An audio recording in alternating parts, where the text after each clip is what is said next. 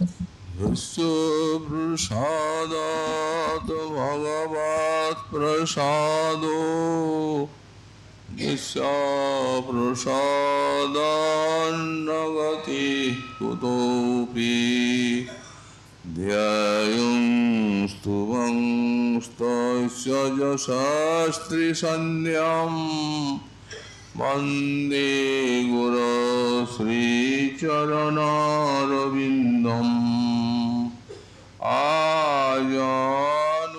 आजानुलम्बितभुजो कनकावदातो सङ्कीर्तनैकपितरौ कमलायताक्षौ विश्वाम्बरौ द्विजवरौ युगधर्मपालौ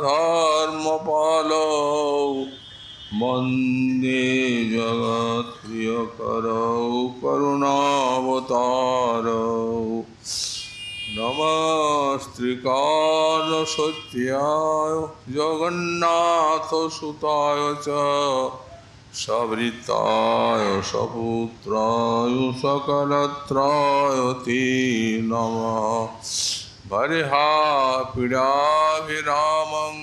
मृगमदतिलकं कुण्डलाक्रान्तगण्डां पञ्चाक्षं कम्बुकण्ठं स्मितसुभगमुखं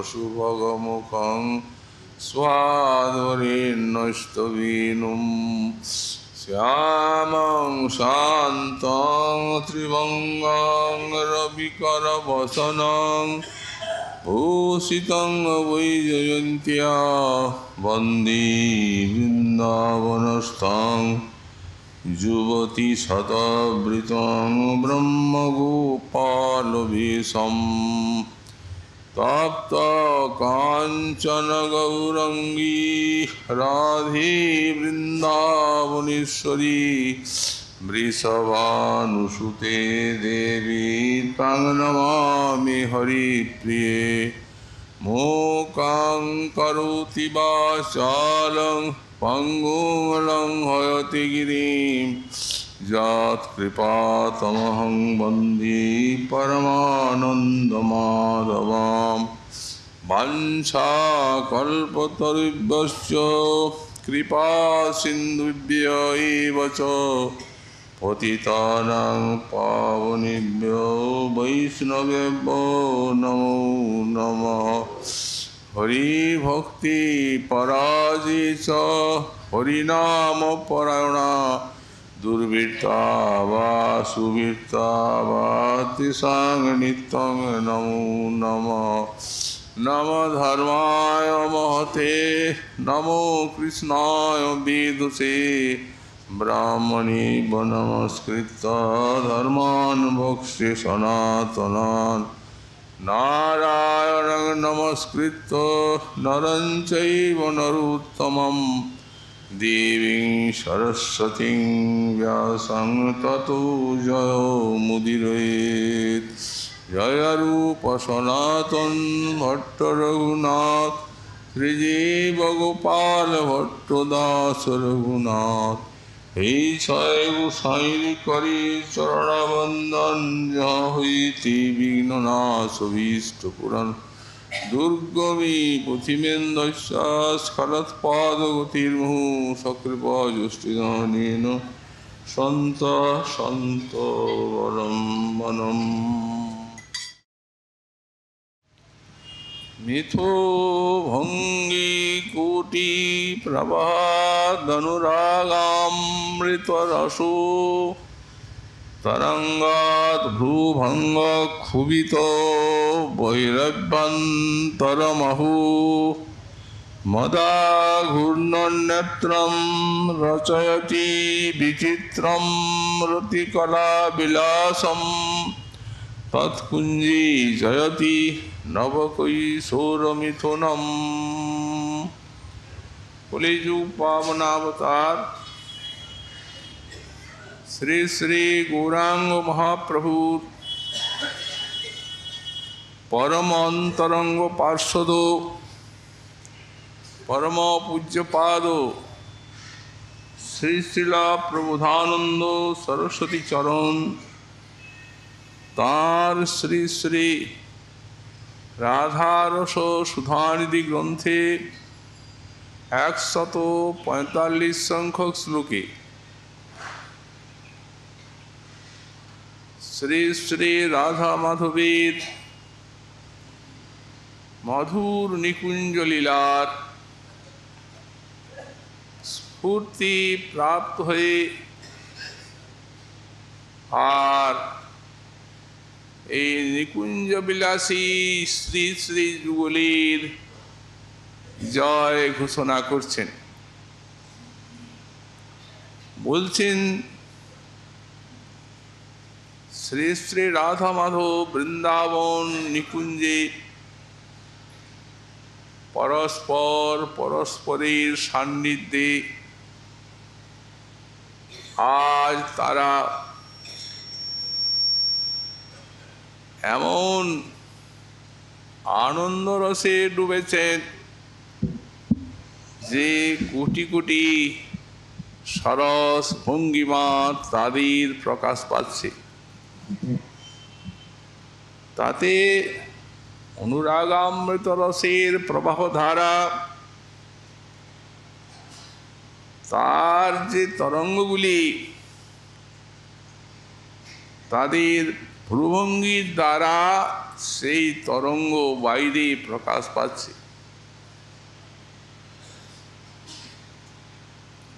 তার ফলে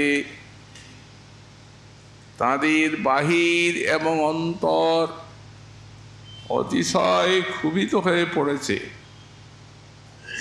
মদালসে নয়ন যুগল বিঘূর্ণিত, এরূপ শ্রী শ্রী রাধা মাধব যুগল রচয়তি বিচিত্রম রতিকলা বিলাসম। অতি বিচিত্র রতিকলা বিলাস তারা রচনা করছেন। সেই নিকুঞ্জ বিলাসী শ্রী শ্রী রাধা মাধব সর্বোৎকর্ষেই বিরাজ করছেন। আমরা শ্রী শ্রী যুগলীর এই সর্বোৎকর্ষ বর্ণনা করতে গিয়ে গতকাল এই গুণমাধুরীর কথা বলেছি। আজকে আমাদের আলোচ্য বিষয় শ্রীযুগলী লীলা মাধুরী। শ্রী শ্রী যুগলী লীলা মাধুরীর সর্বোৎকর্ষ ভগবান তত্ত্বময়, অতএব লীলাময়।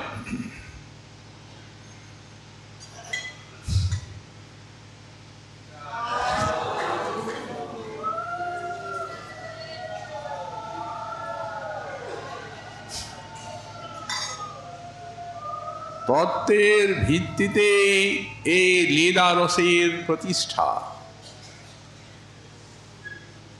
ভিত্তিতে যদি তত্ত্ব না থাকে তাহলে লীলারস প্রাকৃত বলে মনে হয়। সুতরাং যিনি তত্ত্বময় তিনি লীলাময়। তবুও এই তত্ত্ব এবং লীলা এই দুইটিকে পৃথক দৃষ্টিতে দেখে আর এই লীলা মাধুরীটি আস্বাদন করতে হবে। তত্ত্বে যিনি আত্মারাম আপ্তকাম, লীলাতে বা রসে তিনি হচ্ছেন সুখের পিপাসু। তত্ত্বে যিনি সর্বশক্তিমান, এই লীলাতে তিনি ভীরু। তত্ত্বে যার কোনো ইচ্ছাই নাই, লীলাতে কিন্তু ভক্ত প্রেম আস্বাদনের অফুরন্ত বাসনা।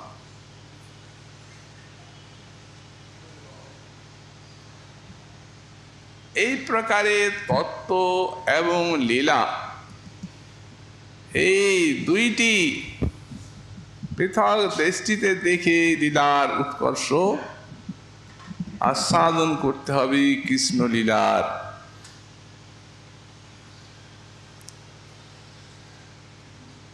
এই শ্রীকৃষ্ণ লীলা এর উৎকর্ষ জানতে গেলে লীলা কাকে বলে তাই প্রথমত আমাদের জানতে হয়। সাধারণত সরল ব্যাখ্যা লীলা মানে খেলা, কিন্তু খেলা মানেই লীলা নয়। শ্রী ভগবান তত্ত্বময় তিনি যখন খেলবেন তখন তার নাম হবে লীলা। ভগবানের খেলার নাম লীলা। মহাজন বলেন শ্রী ভগবানের চেষ্টা দুই প্রকার, একটি হচ্ছে কর্ম আর একটি হচ্ছে লীলা। কর্ম কাকে বলে? ভগবান যদি কোনো উদ্দেশ্য নিয়ে কিছু চেষ্টা করেন তখন তার নাম হবে কর্ম। যেমন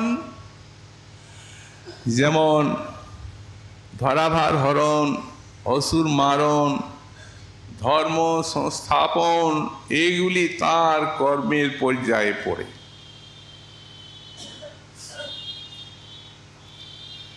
আর লীলা বলেন স্বেচ্ছয়া হর্ষাৎ অনাসেনৈব সম্পাদিতা যা চেষ্টা সা লীলা। তিনি আনন্দের উদ্রেকে প্রিয় পার্শ্বদগণ সঙ্গে যে মধুর খেলা খেলেন তার নামই হচ্ছে এই লীলা। এর কোনো উদ্দেশ্য থাকে না। লোক কাজ করে সংসারের জন্য আর খেলে নিজের আনন্দ আস্বাদনের জন্য। সে তো ঠিক, কিন্তু ভগবান খেলবেন কার সঙ্গে এটি তো প্রশ্ন। কারণ সমান সমান না হলে তো খেলা জমে না। তো ওনার সঙ্গী, খেলার সঙ্গী কে? অনেক বড়, অনেক ছোট, তাতে খেলা হয় কি করে? আর সে খেলায় আনন্দ লাভই হয় কি করে?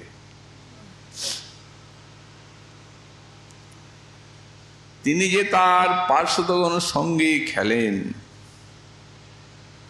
সেই পার্শ্বদগণ যদি সর্বপ্রকারে তার সমতুল্য হন তাহলেই খেলা জমবে।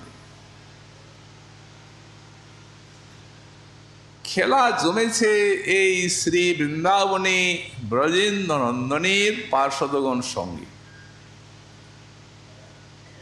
মহাজন বলেন কৃষ্ণের যতেক খেলা সর্বোত্তম নরলীলা, নরবপু তার স্বরূপ। কৃষ্ণের যত খেলা সর্বোত্তম নরলীলা। এই নরলীলা, নরলীলা নয়, নরবৎ লীলা। লোকবত্তু লীলা কৈবল্যম নতু লোক। এই লোকের মতো না, নর না, নরবৎ। তার চেষ্টা তার ভক্তগণ সঙ্গে, প্রেমিকগণ সঙ্গে যত লীলা এ সমস্তই নরের মতো। কিন্তু আমরা বললাম এই নরবৎ হলেও যুগপৎ এককালে সমগ্র ঐশ্বর্য তার মধ্যে বিরাজ করছে। কিন্তু এই নরবৎ লীলায় খেলার ভিতরে তার কোনো ঐশ্বর্যের প্রকাশ হয় না। ঐশ্বর্য যদি লীলার ভিতরে আসে তাহলে লীলার মাধুর্যটি নষ্ট হয়ে যায়। আর ভিতরে যদি ঐশ্বর্য না থাকে তাহলে সেটিকে লীলা বলা যাবে না, সেটিকে তার মাধুর্যটি গাম্ভীর্য নষ্ট হয়ে যাবে, অতএব সেটিকে লীলা বলা যায় না। তাহলে যেখানে ভগবানের ঐশ্বর্য এবং মাধুর্য এই দুইটি পাশাপাশি আপন বৈশিষ্ট্য বজায় রেখে বিচিত্র রসের সৃষ্টি করতে করতে চলে, তখন বলা হবে লীলা। তার দৃষ্টান্ত কি?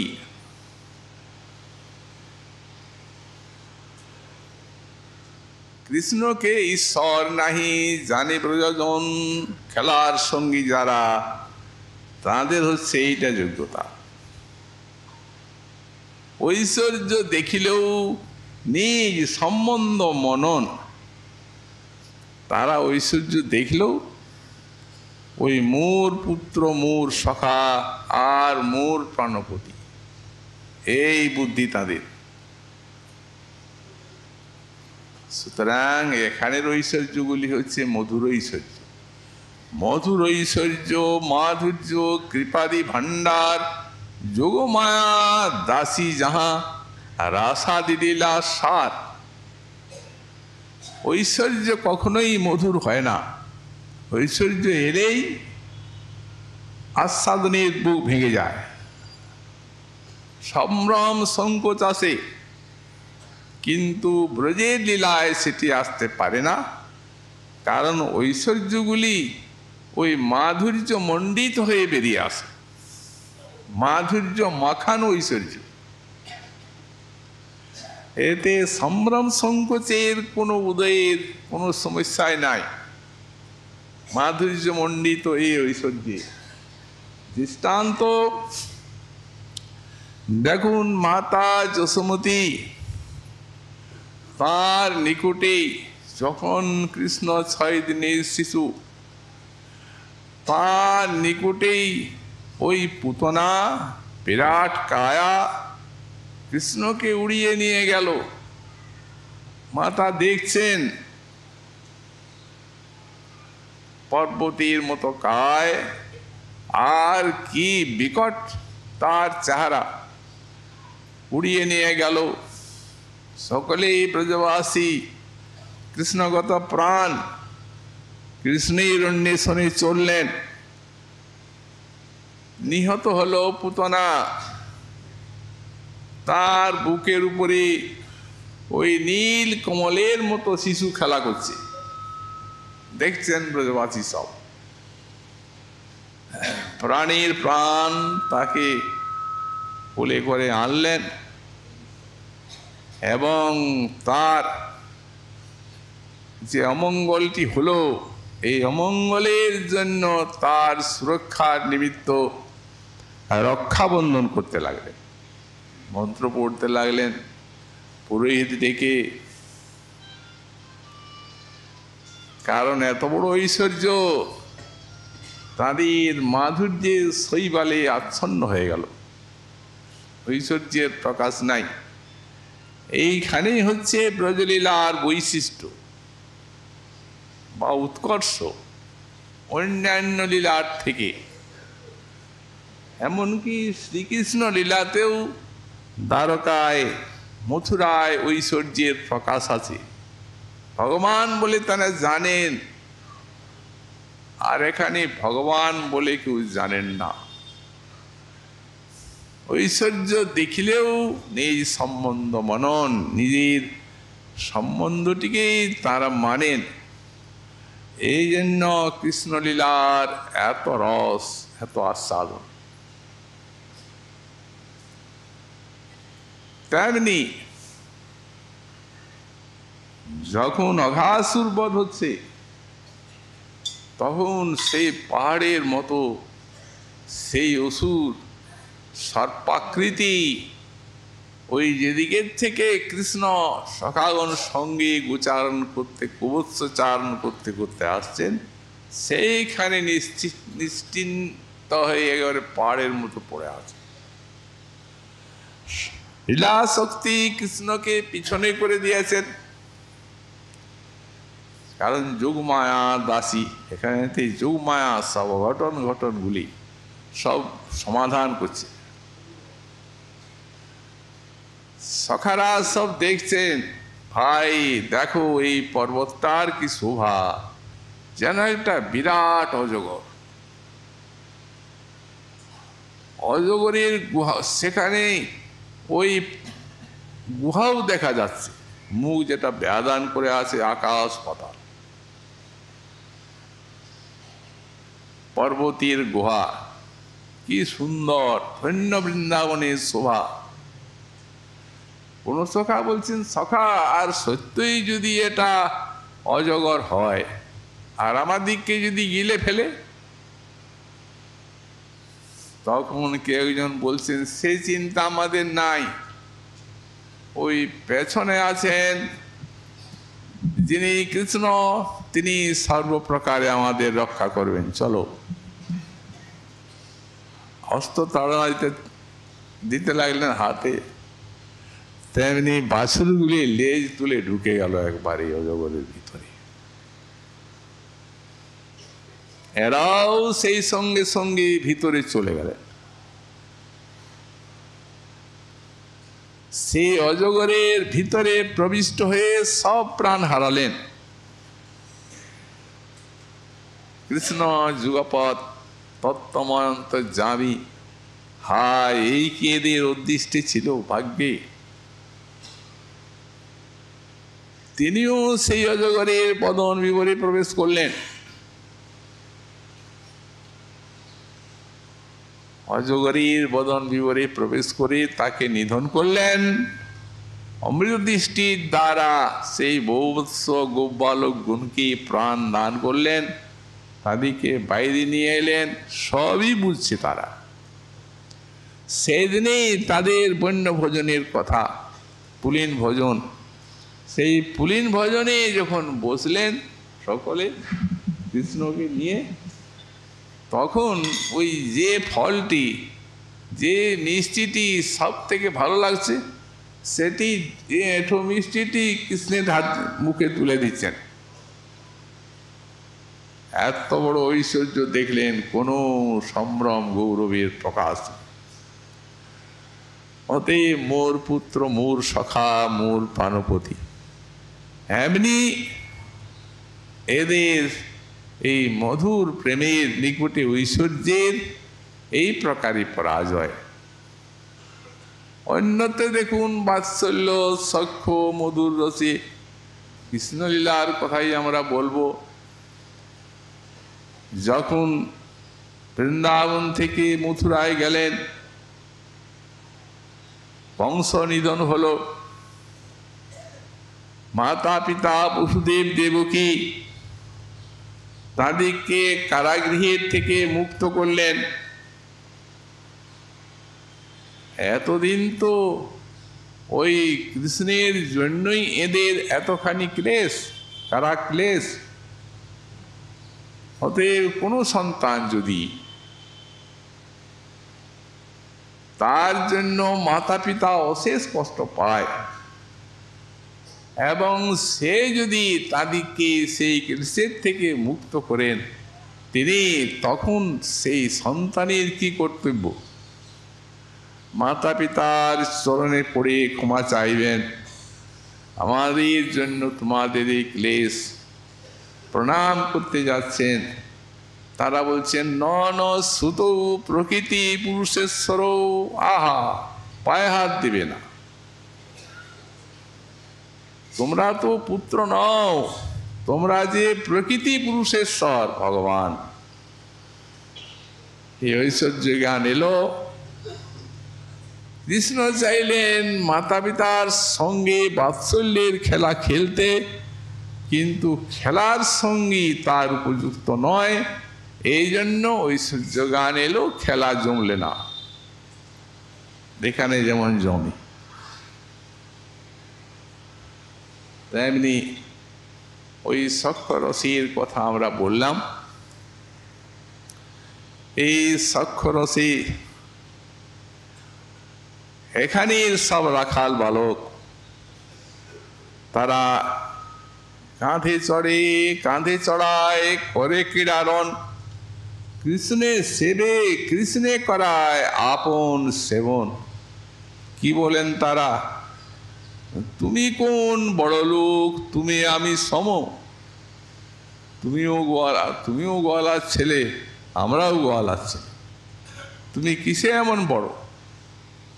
তো কাঁধে চড়ছে এবং কাঁধে চড়াচ্ছে, ক্রীড়ারণ করছি কৃষ্ণের সঙ্গে। এই সমান সমান ভূমিতে ভক্ত এবং ভগবান তারা খেলছেন, তাই খেলার এত মাধুরী। অপর পক্ষে যখন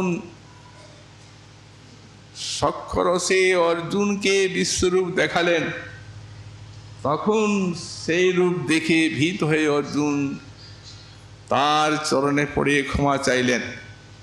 বললেন, তোমার সঙ্গে সখা মনে করে ভোজনে, উপবেশনে, জনসভায়, একাকী কত সব তোমার সখার মতো ব্যবহার করে অপরাধ সঞ্চয় করেছি।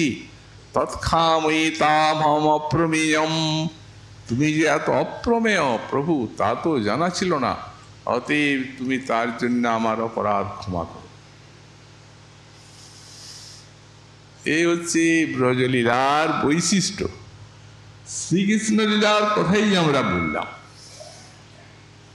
এই জন্য এই লীলাতে এত রস, আর এই জন্য এই কৃষ্ণলীলা এত মধুর। মধুর প্রেমেও সেই প্রকারই দৃষ্টান্ত পাওয়া যায়। এই হচ্ছে শ্রীকৃষ্ণের লীলা মাধুরী ব্রজে। উৎকর্ষ সর্বাপেক্ষা অধিক হচ্ছে ব্রজের এই রাসাদি লীলায়। রাধা এবং গোপীগণ সঙ্গে যে লীলা করেন, রাধিকাদি লইয়া কইল রাসাদি বিলাস, বাঞ্ছা ভরি আস্বাদিল রসের নির্যাস। কৈশোর বয়স কাম জগত সকল, রাসাদি লীলায় তিন করিল সফল। এই রাধিকাদি লইয়া কইল রাসাদি বিলাস, মধুরী। রাধিকা হয়েছেন আদি, মানে সর্বাপেক্ষা শ্রেষ্ঠ যাদের থেকে, সেই মহাভাবতী গোপসুন্দরীগণ নিয়ে রাসাদি লীলা করলেন। রাসলীলা, কুঞ্জলীলা, গোপীগণ সঙ্গে দান লীলা, মাল লীলা ইত্যাদি সব। সকল লীলার মধ্যে এই মধুর লীলা আদি হচ্ছে রাস, এবং সকল ব্রজকান্তার মধ্যে আদি হচ্ছেন প্রধানা রাধা। রাধাকে আস্বাদন করবার জন্যই রাস। রস শব্দের উত্তর সমূহার্থে প্রত্যয় করে হলো রাস। কেন এত মধুর রাসলীলা? এই রাসলীলাকে সর্বলীলা মুকুটমণি বলা হয় কেন? বললেন, যেহেতু এই রস সমূহ যাতে আছে, তাই রাস। লীলার প্রাণ হচ্ছে এই রস। প্রাণ লীলা, ওই লীলাতে আস্বাদন না থাকলে কখনো রস হয় না। তাকে তো রূপগু সাঁইপাদ এই লীলাকে ব্যাখ্যাই করছেন, সর্বাদ্ভুত চমৎকার লীলা কল্লোল বারিধি। ভগবান হচ্ছেন লীলার বিশাল তরঙ্গায়িত সমুদ্রের মতো গোবিন্দ, ব্রজেন্দ্র নন্দন। সর্বাদ্ভুত চমৎকার লীলা কল্লোল বারিধি, অদ্ভুত এবং চমৎকারিত্বপূর্ণ এই ব্রজলীলা। এই চমৎকারটি হচ্ছে রস। মহাজন বললেন রসে সার চমৎকার জং বিনা ন রসু রস। আস্বাদন থাকলে কি তাকে রস বলা যাবে? বলেন না। রস সার মানে প্রাণ, রসের সার হচ্ছে চমৎকারিতা। যদি আস্বাদনে চমৎকারিতা না থাকে তো তাকে রস বলা যাবে না। চমৎকারিতা মানে অত্যাশ্চর্য, যা কখনো দেখিনি, কারণ কখনো শুনিনি, এইরূপ কোনো অত্যাদ্ভুত ব্যাপার যদি চোখের সামনে দেখা যায় তখন হৃদয়ে আসে একটা স্ফারতা, তখন চোখগুলিও বিস্ফারিত হয়ে ওঠে। এটি হচ্ছে চমৎকারিতা, অর্থাৎ অতীব চমৎকারিত্বপূর্ণ আস্বাদনের নাম হচ্ছে রস। আস্বাদন মাত্রই রস নয়, এই সমূহ রস, দ্বাদশ রস সর্বলীলা মুকুটমণি শ্রী শ্রী রাসলীলাতে বিরাজ করছে। গোস্বামীপাদ দৃষ্টান্ত দিয়ে দিয়েছেন গোপাল চম্পু গ্রন্থে এ রাসলীলার ভিতরে দ্বাদশ রসের সংস্থিতি। এই অদ্ভুত এই রাসলীলা শ্রী শ্রী রাধা মাধবী, যার থেকে আদি হচ্ছেন রাধা।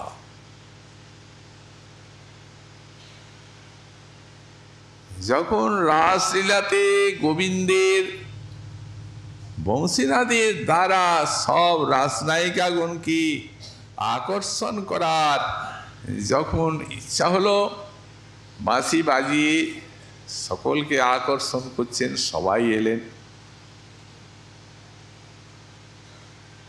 প্রথমত তাদের সঙ্গে মিলিত না হয়ে গোবিন্দ, আর তাদেরকে উপেক্ষা বাণী বলতে লাগলেন, ফিরে যাও, ফিরে যাও, ব্রজবালা রাত্রিবেলা কেন এলে, কি কারণ? মাতা পিতা খুঁজে বেড়াবে, অবলা বালা, আমাদের হৃদয়ে ভয় নেই? এত ঘোর রজনী, এখানে সব ভয়ঙ্কর জন্তু ঘুরে বেড়াচ্ছে, যাও যাও ইত্যাদি তাদের সঙ্গে উপেক্ষা করলেন। তারা তো স্তম্ভিত সেই কথা শুনে, কারণ মনে করুন কোনো বান্ধবকে, প্রাণের বান্ধবকে আপনি মধ্যাহ্ন ভোজনের জন্য নিমন্ত্রণ দিয়েছেন, সাদর নিমন্ত্রণ, তিনিও ক্ষুধিত হয়ে এসেছেন আপনার গৃহে। তখন যদি আপনি তাকে বলেন, মহাশয় কি মনে করে এলেন, কি করতে হবে, কিছু কাজ আছে, তখন তার মনটা কেমন হয়? তো তেমনি এই বাঁশির সুরে তাদের সহিত মিলনী স্পষ্ট কামনা ঘোষণা করলেন গোবিন্দ। অথচ তারা যখন এলেন তখন বলছেন, কেন এলেন রাত্রিকালে? যান যান, সকলে ফিরে যান। ভগবান করুণাময়, রসময়, আনন্দময়, তাদের কি অবস্থা হলো? ওই মাথা হেঁট করে অশ্রু জলে ভাসতে লাগলেন, দুঃখের সীমা নাই, যাবেন কোথায়? হৃদয় ভরা আবেগ, আকর্ষণ, এই বাঁশি সুরের স্পষ্ট মিলনের আকাঙ্ক্ষায় তারা তৃষ্ণায় কণ্ঠাগত প্রাণ, কৃষ্ণ মিলনের পিপাসায় কোথায় যাবেন? তাই তারা সেই কৃষ্ণের উপেক্ষাবাণীর তারা প্রার্থনা জানালেন যাতে কৃষ্ণ তাদের অঙ্গীকার করেন। এরূপ চলতে লাগে। তারপরে তাদের প্রার্থনা বাণীর অবসানে কৃষ্ণ আস্তে আস্তে তাদের সঙ্গে মিলিত হলেন। না না, আমি আপনাদের এই পরিহাস করছিলাম। তাদের সেই নিঃসরণ দেহে প্রাণ এলো, তো কখন তার উপেক্ষার এই সমাপ্তি ঘটল? মহাজন রাস ব্যাখ্যায় তাভি সমেতাবির উদার চেষ্টিত, এই শ্লোকে টিকাতে লিখছেন শ্রীপাদ সনাতন গোস্বামী চরণ, তাভি সমেতাভি সমায়িতাভি সমা মা পরম সৌন্দর্যম তয়া সহ বিদ্যতে সমা রাধা। যখন রাধা এসে মিলিত হলেন তখন এটা শেষ হল। রাধিকা দিয়ে লইয়া কইল রাসাদি বিলাস, কারণ তাকে আস্বাদন করবার জন্য রাস, অন্যান্য ব্রজবালাগণ সব রাসের উপকরণ মাত্র। রাধা বিনু রাসলীলা নাহি ভাই চিতে, এই রাধাই হচ্ছেন রাসেশ্বরী। এই সর্বলীলাম কুটমণি রাসলীলাতে এই রাধারানীর লীলার বৈশিষ্ট্য সর্বাপেক্ষা, তিনি সবার উপরে। এই রাস হচ্ছে মধুর রসে রাধার গোপিকাগণের সঙ্গে খেলা, আর সেই খেলাতে প্রধানা হচ্ছেন শ্রী শ্রী রাধা। সঙ্গে সঙ্গে শেষ হয়ে গেল উপেক্ষাবাণী, ওই মিলিত হলেন।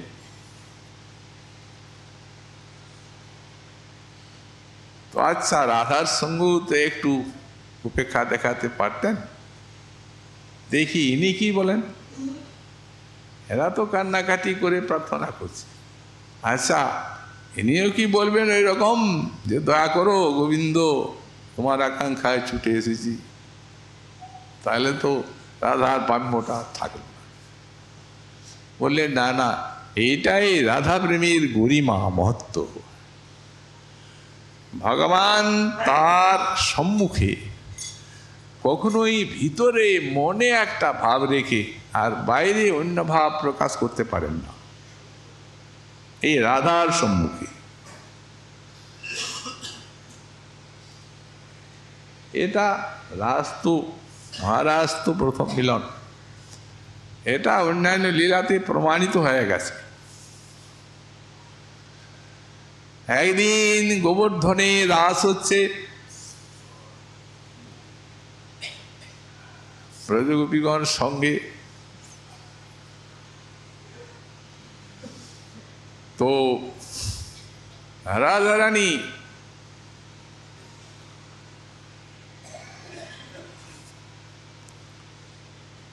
তার সঙ্গে একাকী ক্রীড়া করাই তার আনন্দ। এই জন্য রাধাকে চোখ ঠাকছেন, নন ইঙ্গিতে বলছেন ওই কুঞ্জে চলো, ওইখানে তোমার সঙ্গে আমার লীলা হবে। রাধারানীকে ইঙ্গিত করে উনি চলে গেলেন সেই কুঞ্জে। নিভৃতে নিকুঞ্জে বসি দেখে রাধার বাট, রাধারানীকে আস্বাদন করার জন্যই এই রাস নির্জনই তাকে আস্বাদন করবেন এই আকাঙ্ক্ষা। তখন অন্বেষিতে গেলা তাহা গোপিকার ঠাট, হঠাৎ যেন এই দেহের থেকে আত্মা উড়ে গেল। তখন যেন প্রাণটা ব্যাকুল হয়ে যায়।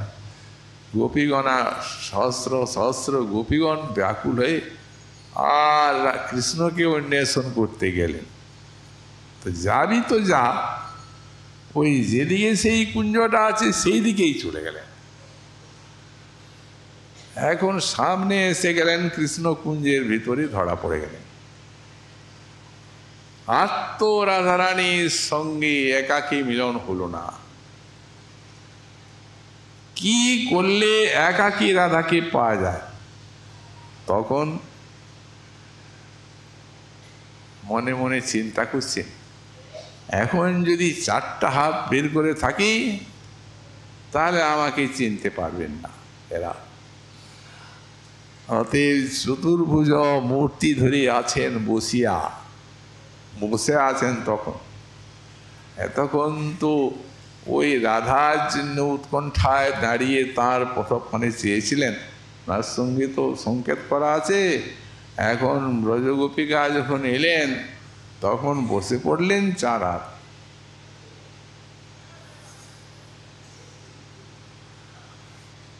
গোপীগণ দেখলেন, ওহো সখী, এহ কৃষ্ণ নহি, এহ নারায়ণ মূর্তি। এত বলি গোপীগণ করেন মূর্তি স্তুতি। কি বলছেন? নম নারায়ণ দেব কর প্রসাদ, কৃষ্ণ সঙ্গ দেহ আমার ঘুচা অভিষাদ। নম নম নারায়ণ কৃপা করো, কৃষ্ণ সঙ্গ দাও। বলে চলে যাচ্ছে। সবাই চলে গেলেন, সবার পেছনে রাধা। ওনার তো জানাই আছে এই কুঞ্জে আছেন। যেমনি রাধা এসে গেলেন তেমনি কৃষ্ণ মনে করছেন, আচ্ছা একটু মজা করতে হবে এর সাথে। এখন ওই চার বাহু নিয়েই যদি থাকি তো ইনিও কি ওদের মতো নমনারায়ণ দেব বলবে? তখন কি মজা হবে একটা। সেই মজাটি দেখার জন্য সেই চার হাতকে রাখতে চাইলেন। রাধা দেখি কৃষ্ণ তবে হাস্য করিতে, সেই চতুর্ভুজ মূর্তি রাখিল চাইতে, কিন্তু লুকাইল দুই ভুজ রাধার অগ্রেতে। পারলেন না, বহু চেষ্টা কইল কৃষ্ণ নারিল রাখিতে। রাধার সামনে সেই শ্যাম সুন্দর মধুর মূর্তিটি দ্বিভুজ প্রকাশিত হয়ে পড়ল। তার কারণ ভিতরে এক আর বাইরে এক, ওর প্রেমের কাছে চলবে না। তো তাই ওর নিকটে রাসে মহারাজও এটি করতে পারেন নাই। যেমনি রাজা রানী এলেন তেমনি ওটা শেষ হয়ে গেল।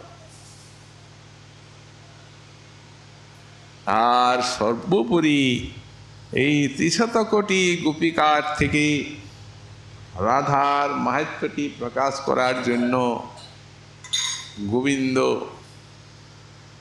তিনি সকলকে ছেড়ে আর রাধা রানীকে নিয়ে অন্তর্হিত হয়ে গেলেন। নির্জনী বিবিধ বিলাস রাধা মাধবের। ব্রজগোপিকাগণ খুঁজতে কানতে ওই বিতানকে কৃষ্ণ বার্তা জিজ্ঞাসা করতে উন্মাদিনীর মতো খুঁজে বেড়ালেন। বেড়াতে তারা ওই যেখানে রাধা মাধব লীলা করছেন, মানে রাধা রানীর মনে হচ্ছে তখন, আহা আজ সকলে শ্রীকৃষ্ণের সহিত মিলনের আকাঙ্ক্ষায় ছুটে এসেছেন। হৃদয়টা দয়ার্দ্র, অপার করুণা সাগর। এই অপার করুণা সাগর রাধা রানীর হৃদয়টা এই বিরোহিণী গোপীগণের জন্য ব্যথিত হলো। তিনি মনে মনে ভাবলেন, না আর না, ওরাও আসুন, সবার বস্তু সবাইকে নিয়ে আস্বাদন করতে হবে। ওরা এত কাঁদবেন আর আমি এর সঙ্গে মিলনে ভোগ করব।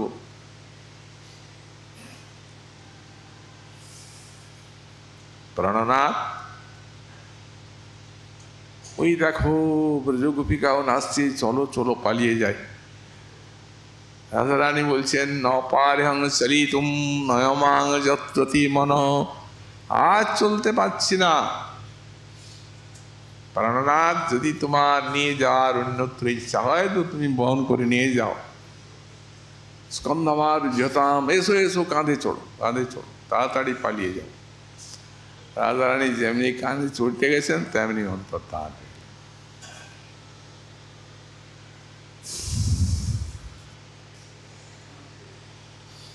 অর্থাৎ রাধা রানীর মনোভাব তিনি বুঝলেন। ভিতরে এখন দুঃখ এসে গেছে, এখন আর এর সঙ্গে লীলা করে আর কোনো আস্বাদন পাওয়া যাবে না।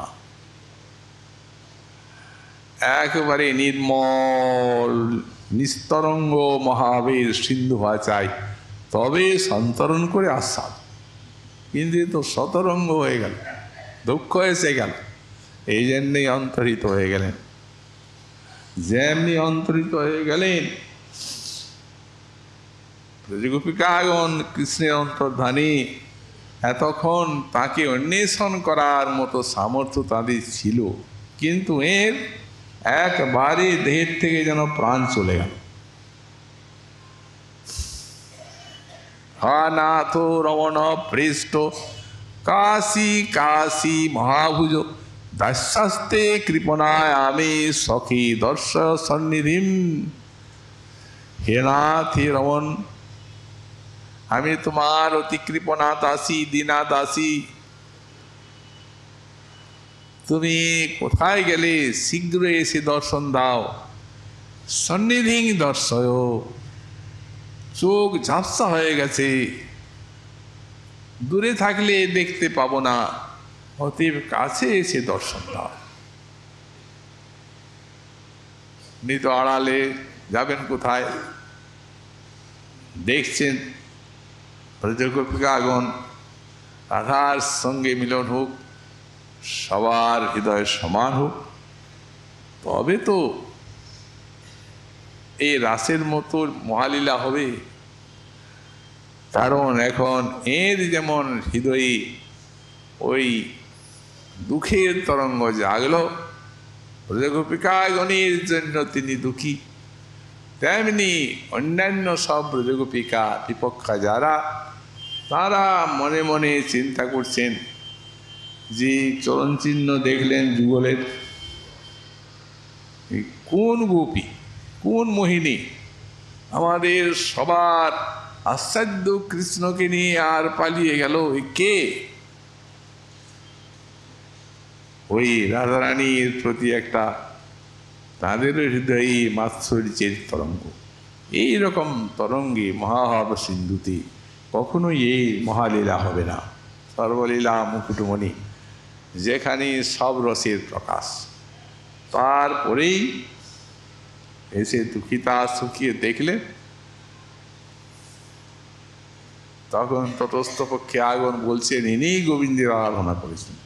অনয়া আরাধিত নং ভগবান হরিশ্বর জন্ম বিহায় গোবিন্দ প্রীত জামনদ্রহ।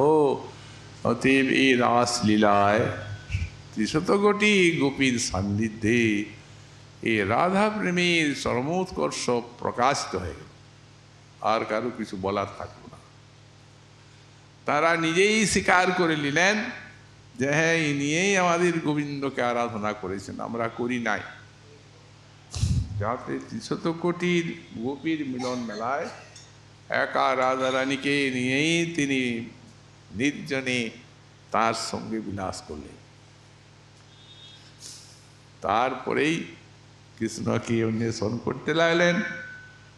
সবার হৃদয় এক হয়ে গেল, সবার হৃদয়ে সমান। চলো সখীগণ, রাধারানী বললেন চলো, নিশ্চয়ই তাকে খুঁজে বের করব। এই বলে খুঁজতে খুঁজতে যমুনার কূলে এসে সেই গোপীগীত কাঁদতে কাঁদতে ডাকলে, না কাঁদলে ওকে পাওয়া যায় না। এই কাঁদতে কাঁদতে কাঁদতে কাঁদতে সেই বিরহ গীতি গাইতে গাইতে তিনি দর্শন দিলেন, দিয়ে আর তারপরে হলো এই রাস। এই জন্য রাধিকারি লইয়া কইল রাসাদি বিলাস, আর বাঞ্ছা ভরি আস্বাদিল রসের নির্যাস। কৈশোর বয়স কাম জগত সকল, এই রাসাদি লীলায় তিন করিল সফল। এই জন্যই সর্বলীলা মুকুটমণি শ্রী শ্রী রাসলীলা আর সর্বকান্তা শিরোমণি শ্রী শ্রী রাসেশ্বরী, এই শ্রী শ্রী রাধারানী। এ বিষয়ে আমাদের আরও যা আলোচ্য আছে শ্রীমন মহাপ্রভুর কৃপা হলে আগামীকাল তা আমরা সাধন করব। আজকে আমাদের ভাগবতী কথার এখানেই বিশ্রাম।